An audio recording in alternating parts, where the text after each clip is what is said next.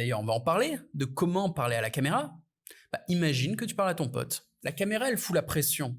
On parle pas pareil à la caméra que quand on parle naturellement dans la vraie vie. Du coup, quand t'as la caméra, oublie-la. Imagine que c'est ton meilleur pote, le mec ou la nana avec qui t'es le plus à l'aise, tu vois.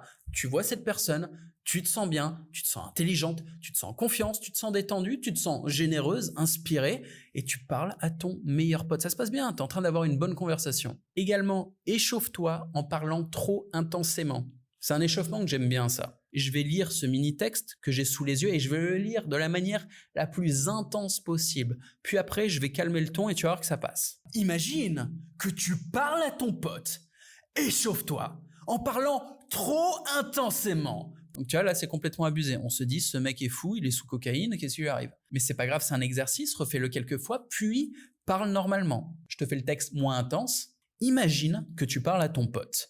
Échauffe-toi en parlant trop intensément, puis enregistre en parlant normalement. Et une fois que tu t'es conditionné comme ça à parler avec beaucoup trop d'intensité, au moins tu sais placer les accents et t'as pas peur, tu tapes sur les phrases. Du coup, quand tu baisses d'un ton, tu continues d'avoir de la musicalité, de l'accent et de la vie dans ton texte, mais sans en faire trop. Et la lecture sur le second était pas mal. Alors après, le vrai game, c'est de faire ça en improvisation, sans texte. Mais ça viendra, c'est juste de l'expérience. Fais des vidéos encore et encore, lis des textes, fais de la lecture. Fais ta lecture, c'est-à-dire écris tes propres textes et lis ton texte. Parce que ton texte sort de ton esprit. Donc ça t'apprendra à dire à voix haute ce que tu penses.